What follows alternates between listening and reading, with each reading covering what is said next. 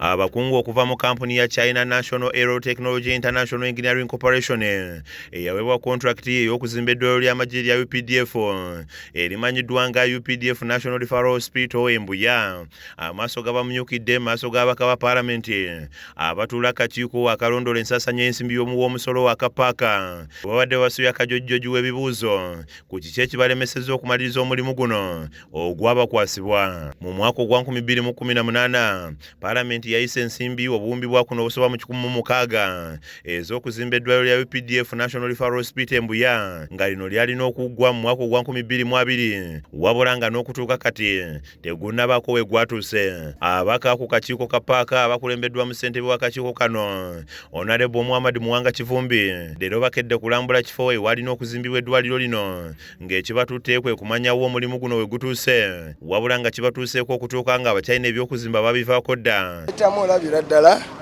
nti guno omulimu baali baguvaako. Tewetaaga kuba muzimbi oba expert mu construction. Obalaba Oluganda batandise bakuyita bekwanya balabe nga bateekawo ekifaananyi ekiraga nti wabaddewo ekigenda mu maaso. Abaka batadde zenga y'omu kubakulira kampuni ya China National Aero Technology International Engineering Corporation ku nnenga abannyonnyola ekibalemesezza okuzimba eddwaliro lino ng'ono asoose kubategeeza nti ye ne banne baali bagendako mu luwummula wabula alabye ensonga yetematiza ababaka olwo kwe kwekwasa ekirwadde kya COVID-19 ekyazingako ensi emabegako wabula nga kino abaka tekibamatiza olwo zengi kwe kubasuubiza nti eddwaliro lino bagenda kuba balimaliriza mu Desemba w'omwaka guno. Do you come back on site? Actually, we always on site, and we have met some challenges. That's why we slow down some works. We have slowed down. So What were the challenges? Actually, we meet some two major challenges. One, first of all, due to this COVID area, this issue, so we. It was 2 years. Yes. Even after COVID, 2 years have been after COVID. So you should have moved up to speed. They gave you the variation and they approved. Yes. Now you have everything.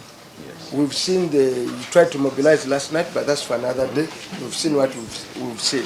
Yes. But now give us the actual date. Are you sticking with July? July is what I can promise for the substantial. No. For We the don't final, remove the word substantial. Yeah. We want, when are you completing this project? When will they complete? When you tell us you want another 2 years, let's hear from you. Tell us what time you want. but we make sure this year.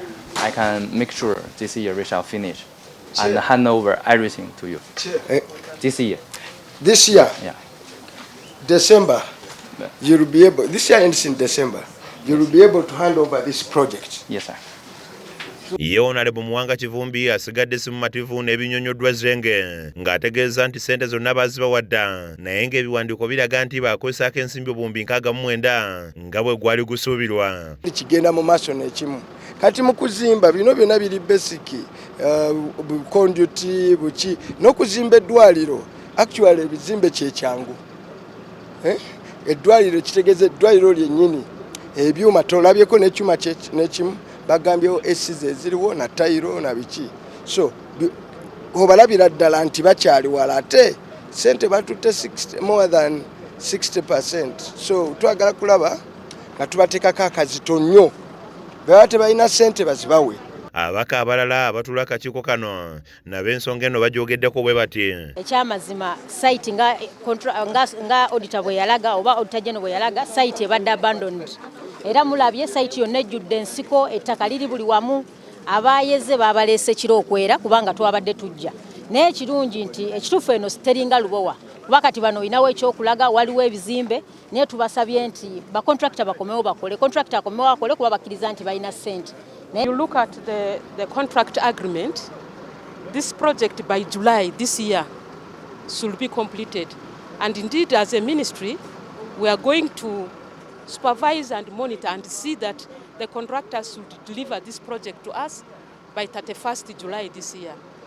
Matia Sekanjako yakusakidde eggulire lino ku lwa KSTV Agalero.